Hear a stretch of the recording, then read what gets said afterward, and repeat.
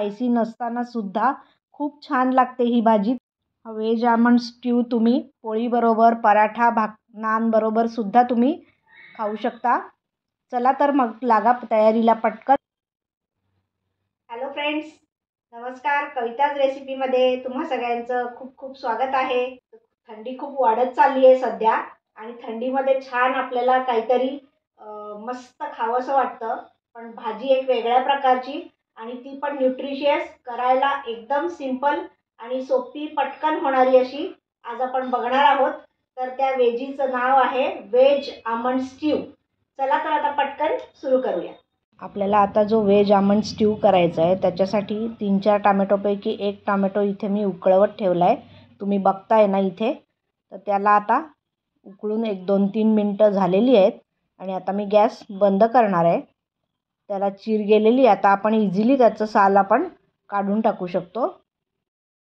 Tomato थंड करत ठेवला आहे मी आणि इथे या ज्या भाज्या सगळ्या आहेत, वेजीज घेतलेल्या आहेत. काही एक्झॉटिक वेजी आहेत. सगळ्यात पहिले तर आपला साधा कांदा पातळ उभा चिरला आहे, फरसबी आहे, कोबी आहे चौकोनी तुकडे केले, टोमॅटोचे 2, ब्रोकोली आहेत, गाजर आहे, येल्लो सिमला मिरची आहे, रेड सिमला मिरची आहे आणि ग्रीन सिमला मिरची आहे.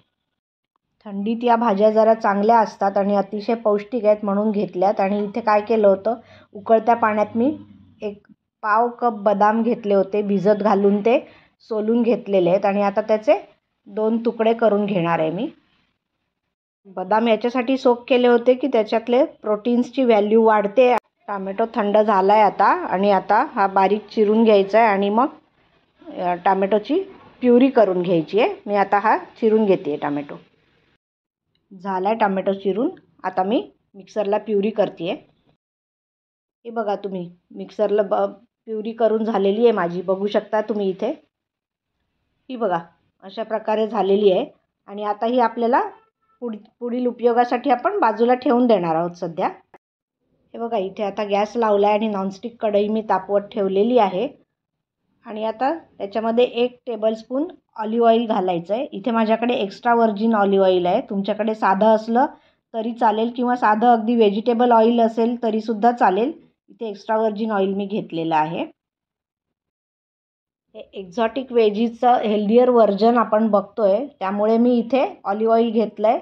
तुम्ही व्हेजिटेबल ऑइल घेतलं तरीसुद्धा चालणार आहे, कंपल्शन काहीच नाही आहे. आणि आता हा डाईस केलेला कांदा मी घालते आहे. एक एक करून सगळ्या भाज्या आपल्याला घालायच्या आहेत आणि सॉटे करून घ्यायचे आहेत. आता हा कांदा आपल्याला ट्रान्सपरंट आणि पिंकिश कलर येईपर्यंत आपल्याला सॉटे करत राहायचं आहे. फार लाल होऊन द्यायचा नाही आहे. तोपर्यंत आता इथे बदाम मी जे म्हटलं होतं 2 तुकडे करायचे आहेत, ते मी आता तुकडे करून घेते.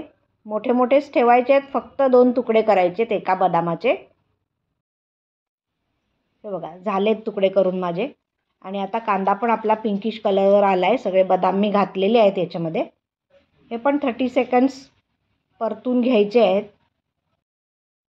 परतून झालं आहे माझं. आणि आता एक एक करून सगळ्या वेजीज आपण ॲड करणार आहोत 1 by 1. And you know what, our vegetable almond stew is going to be so nutritious and colourful to.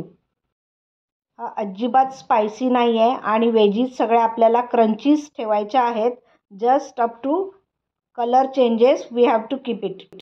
आता एकदम छान मिक्स करून घ्या या भाज्या.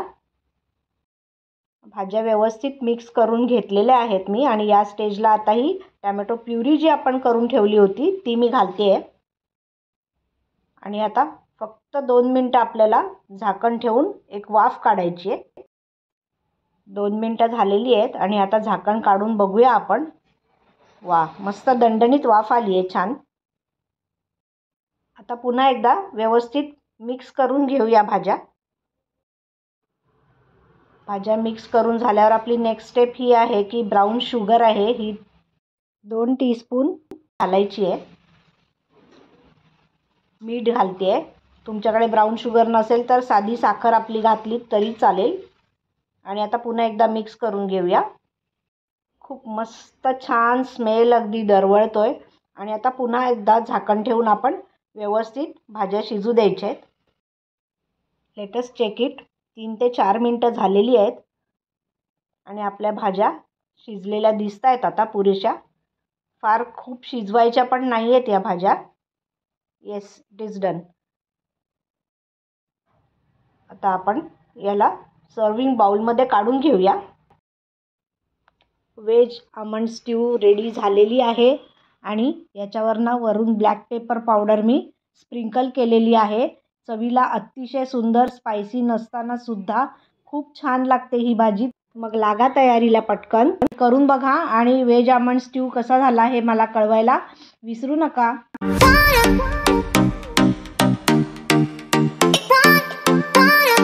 कसा वाटला तुम्हाला व्हेज आमंड स्ट्यू?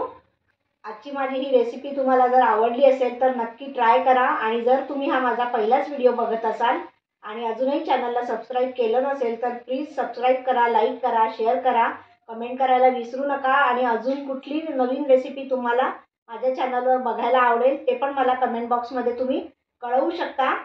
चला आता पुन्हा भेटूया अशाच एका छानशा रेसिपीसोबत. बाय.